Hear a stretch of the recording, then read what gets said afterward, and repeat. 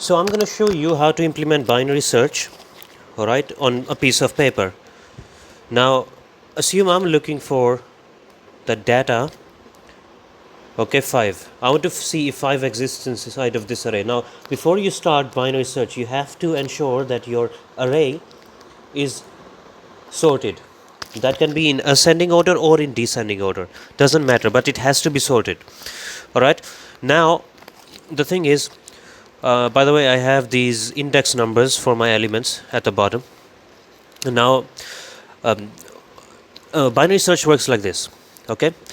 Since there's 5, the length of our array is 5, right? Binary search is going to split the array into 2 pieces, okay? That's why it's called binary search, because it splits the array into 2 pieces. Okay, so we're gonna split the array into 2 pieces. We're gonna end up with 2.5, right? But since this is integer division, we're gonna ignore the 5, right? In programming, especially C++, when you divide 2 integers, your answer isn't a float or a double. It stays an integer. It rounds it down. So 2 is the answer. Now what the next step is that it's going to go to number 2, index number 2, and it's going to see what element is stored there, and it's going to see if it's greater than, equal to, or smaller than the 5.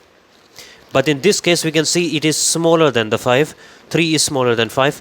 So it already knows, because our array is sorted, it already knows that since 3 is smaller than 5, then all the numbers before 3, all the elements, the entire array that's before 3 is going to be smaller than 5. So it doesn't have to look or consider any of those numbers, elements.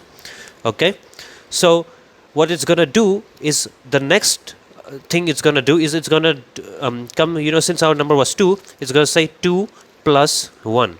Okay, it's going to look at the index of 3. Okay, so it's going to look here. Okay, it's not considering any of these 3 values, elements, because it's found them to be smaller.